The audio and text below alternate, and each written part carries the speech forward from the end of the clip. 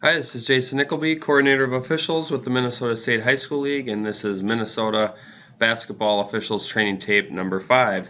A little longer tape this week, so we'll just get right to the plays. Remember, we're not using these clips to pick on any one official or team, just trying to use them as a learning opportunity, and hopefully that's working out for you. So with that, let's get to the plays.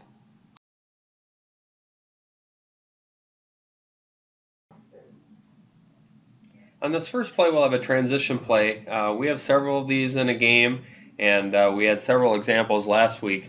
So just a good thing to touch on again, and just talk about mechanically and how we're going to cover this and how we're going to work through this as a crew. So in this particular case, we have a quick transition play.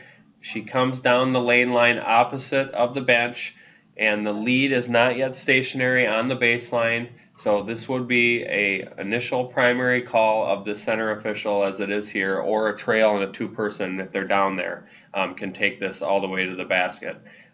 What I would like to see here is the C. If you're going to take this play, which I think you should, I think we should stop right before the contact takes place so we don't get straight line on this play. We continue to move down the sideline, which may take our look out of this play.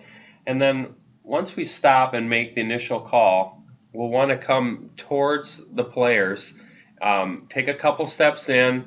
You can sell the call if you need to. I don't think you really need to sell the call in this particular instance, but you want to come step towards the basket and towards the players, make your preliminary signal, and then run to the table or jog out to the table and report. So stop right before the contact. Don't continue running down the sideline, but stop, take a couple steps towards the play, make your preliminary signal, and then report. So good call, good coverage. We just want to work through this as a crew, make sure that we understand how we're going to cover plays in transition. Again, it's my recommendation, if the new lead is not stationary, then we'll just divide the court in two, and if we have a play developing from C side, the C or the trail and two-person should take that play all the way to the basket. Nice job here by the crew.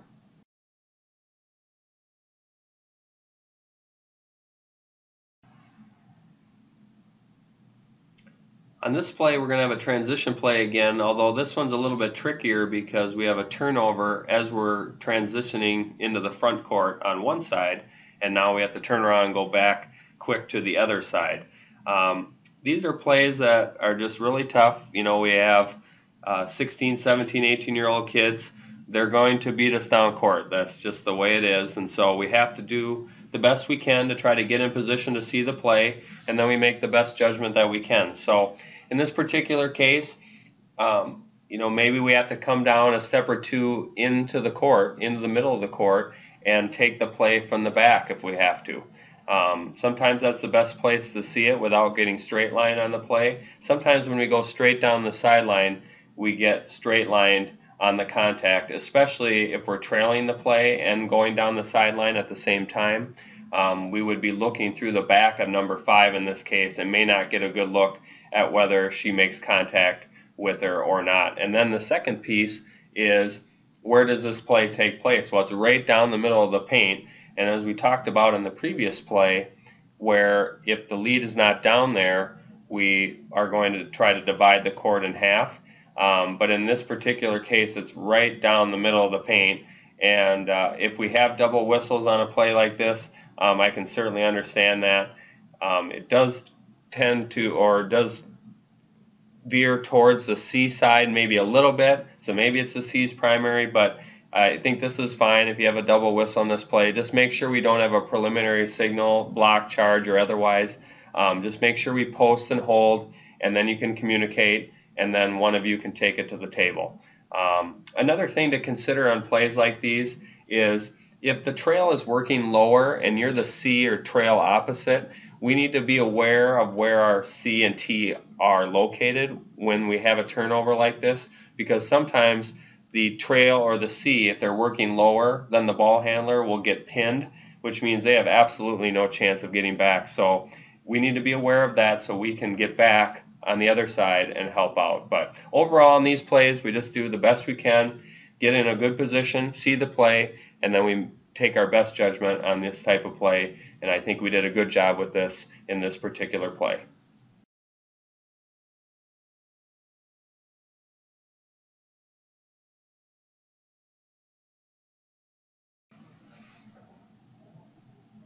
On this play, I want to talk about lead positioning and setup, initial setup when we get into the front court.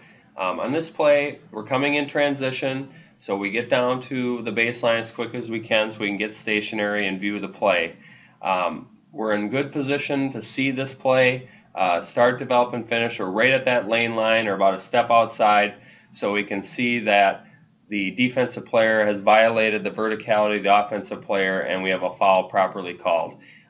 When we come down in transition, if possible, we want to come right to where that lane line intersects with the baseline, and then we'll set up from there, whether we need to work our way out a little wider because the ball is now settled outside, or maybe we just stay there because now it comes and settles on the opposite side. That way we're in good position to flex if necessary.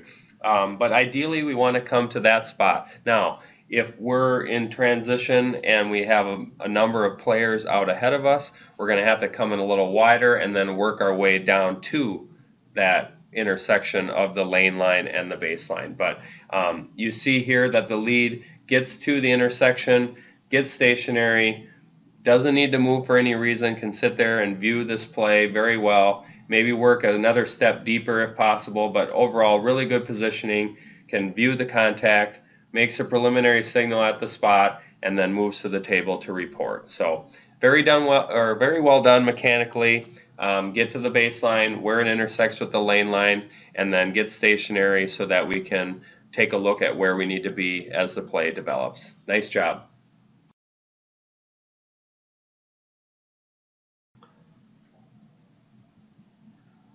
On this play, I want to talk about front court coverage, primary coverage areas when we're in the front court, and just how we handle plays mechanically as a crew, just to make sure we're on the same page. So on this play, we're going to have a ball that's skipped over to table side, and then subsequently a dribble drive to the baseline with the lead on that same side.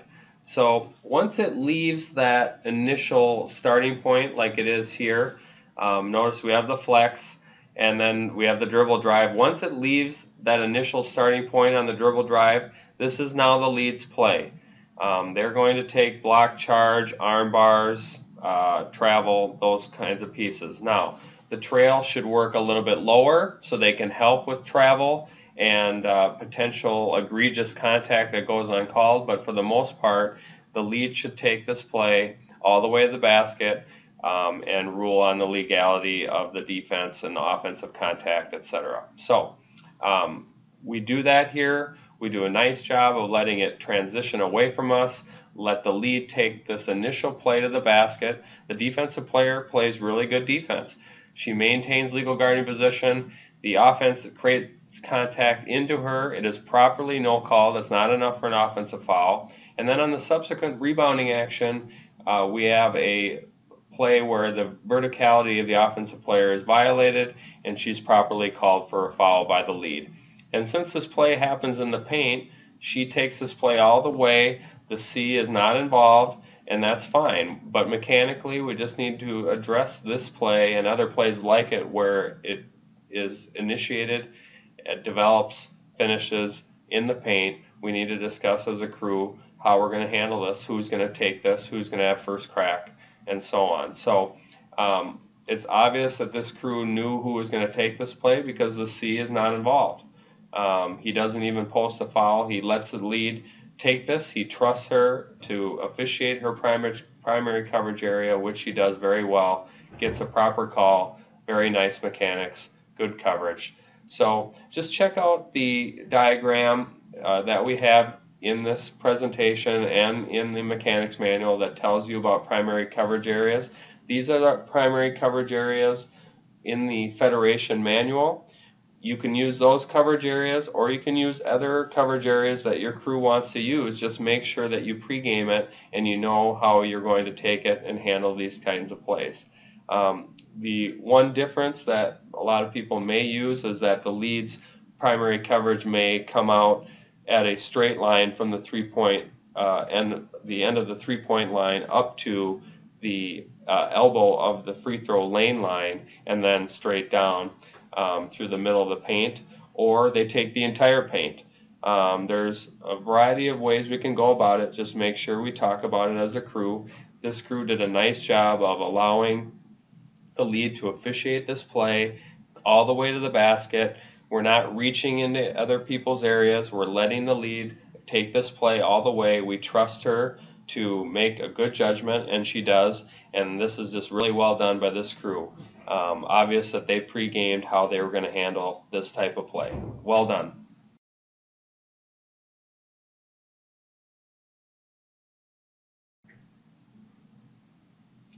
I wanted to show this play because I think it's a nice example of when we say anticipate the play and not anticipate the call. So in this case, we have a dribble drive.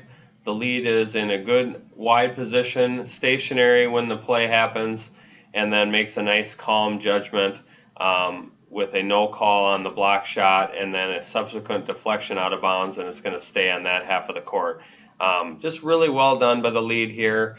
You know, sometimes we see that big swing by the defensive player and we just automatically assume that he's going to whack him, when in this case he makes a very nice defensive block, and we don't penalize him for that by anticipating that there's going to be some kind of call to be made here.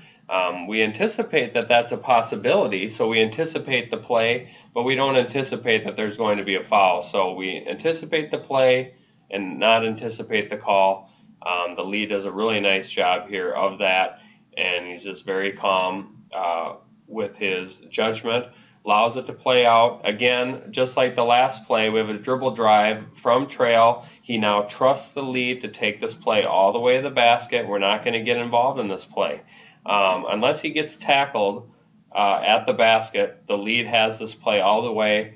We shouldn't come in with hand checks or slight on the arm fouls from trail, or even C for that matter. It's coming from trail side. So C needs to take backside, which he does here.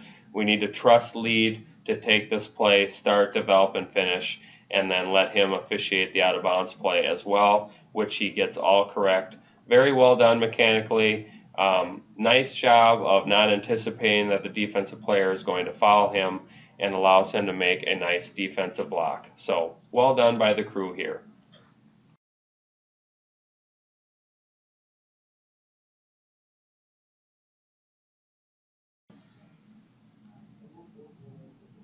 I wanted to show this play because it is a little tougher play in three-person as far as coverage and making sure we're on the same page with this kind of a play. So we're in the middle of a flex, and then we have a dribble drive right into the top part of the paint. And this can be a play where, unfortunately, we end up with 3 whistles because we have officials who can't decide who's looking where and who's going to take that play. So I just want to show this play, throw out some thoughts that I have on it, and you as a crew can decide how you want to handle this kind of play. But I thought I'd throw out some thoughts on it, and you guys can decide when you have your pregame on how you want to handle primary coverages and this type of play. So we have a flex, as I mentioned, and then a dribble drive while we're in the middle of the flex. So as the lead, we should continue the flex. If we have the dribble drive, like in this case, continue to that side.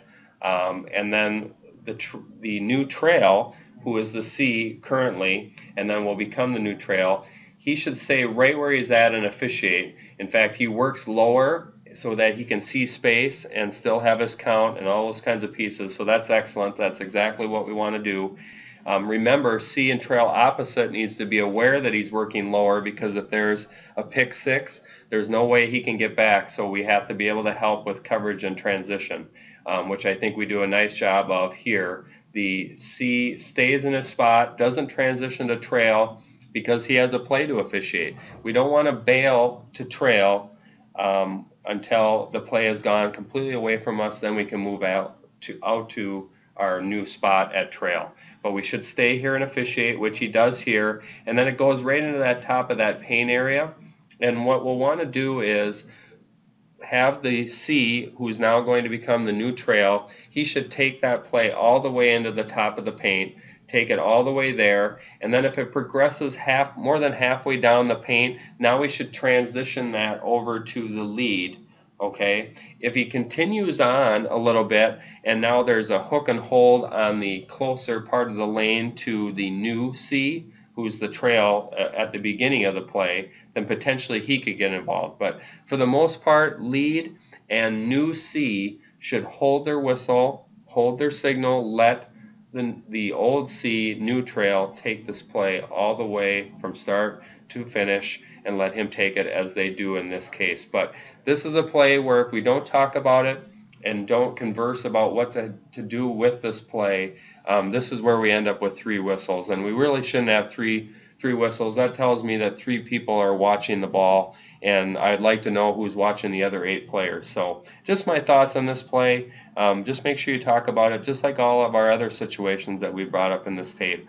Make sure you get together, talk about it as a crew, how you're going to cover that particular play. So thank you for checking out this tape and the plays.